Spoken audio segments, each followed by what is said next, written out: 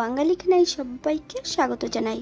আপনারা তো অনেকভাবে পাট শাক রান্না করেছেন, একবার আমার মতন করে সহজ পদ্ধতিতে আপনিও শিখে নিতে পারবেন ছোট ছোট টিপস সহ। তবে আজকে আমি এখানে কিভাবে পাট শাক রান্না করলাম মশলা ছাড়া, চলুন সেটা একবার দেখে নেওয়া যাক ভিডিওর মাধ্যমে। আশা করছি আজকের ভিডিওটি ভালো লাগবে। সকল বন্ধুদের কাছে অনুরোধ করছি সম্পূর্ণ ভিডিওটি দেখার।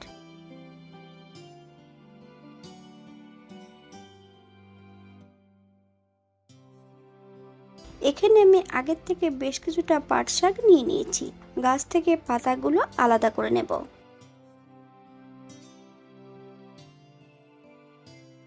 সম্পূর্ণ পাতাগুলো আলাদা করে নিয়েছি আর গাছগুলো ফেলে দেব।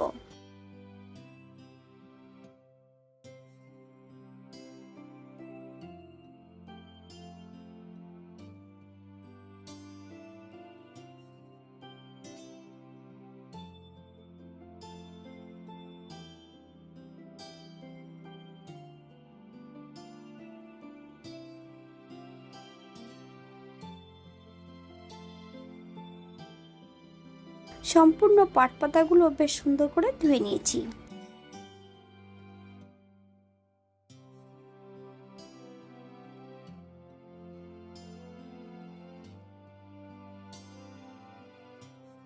সরু সরু করে পাট পাতাগুলো কেটে রেখেছি। আপনারা এর থেকে ছোট বড় টুকরো করে কেটে নিতে পারেন। পাতাগুলোকে বেশ ভালো করে ধুয়ে সরু সরু করে কেটে নিতে হবে। আপনারা কিন্তু পছন্দ করলে গোটা গোটাও এগুলো রাখতে পারেন। একটা কড়াইতে বেশ কিছুটা সরষের তেল অ্যাড করেছি। তেল গরম হওয়া পর্যন্ত অপেক্ষা করতে হবে।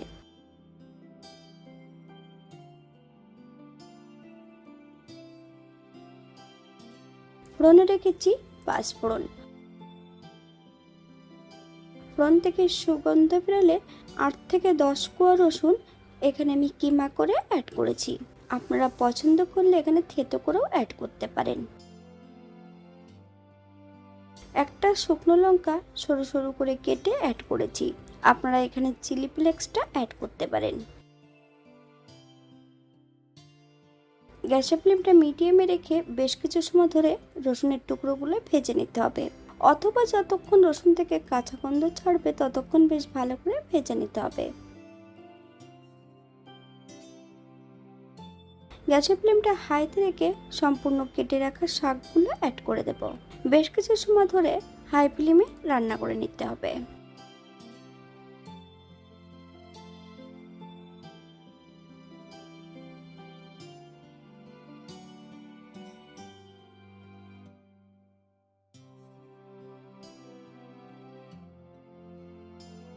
বাঙালি রান্না ঘরোয়া উপকরণ দিয়ে আপনাদের যদি রান্নাগুলো পছন্দ হয় তাহলে চ্যানেলটি সাবস্ক্রাইব করে দিয়ে পাশে থাকবেন। পাশে থাকা বেলটি বাজিয়ে দেবেন, নইলে নিত্য নতুন রান্নার নোটিফিকেশন পাবেন না। আমার এই চ্যানেলে আমিষ, নিরামিষ এবং বিভিন্ন ধরনের শাকের রেসিপি দেওয়া আছে। আপনাদের যদি পছন্দ হয় তাহলে চ্যানেলটি ঘুরে একবার দেখে নেবেন।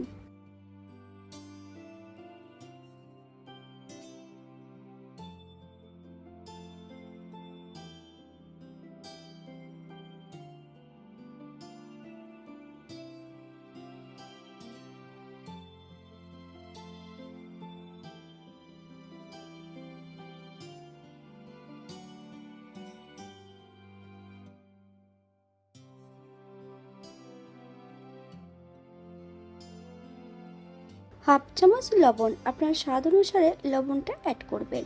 একটা কাঁচা লঙ্কা ফালি দিয়ে অ্যাড করেছি। আপনারা যদি পছন্দ করেন তাহলে পরিমাণে বাড়িয়ে দিতে পারেন।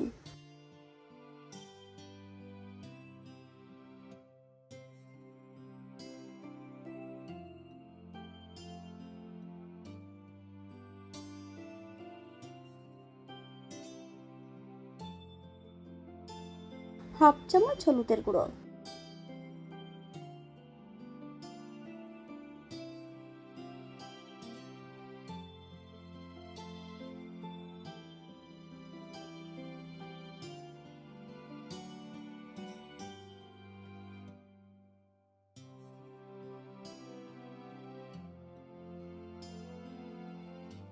এখানে আমি স্বাদের জন্য হাফ চামচ চিনি অ্যাড করেছি।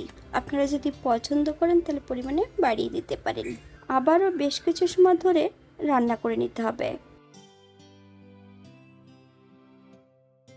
গ্যাসের ফ্লেমটা অফ করে দিয়ে 5 মিনিটের জন্য স্ট্যান্ডিং টাইম দিতে হবে, তারপর সার্ভ করব।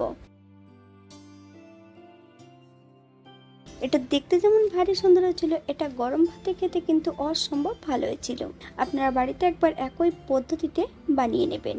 এখানে যে আমি উপকরণগুলো অ্যাড করেছি আপনারা এর থেকে কম বেশি করে নিতে পারেন। আজকে আমি এখানে রান্না করেছিলাম পাট শাক রসুন দিয়ে। আপনারা যদি এখানে পছন্দ করেন তাহলে পেঁয়াজও অ্যাড করতে পারেন।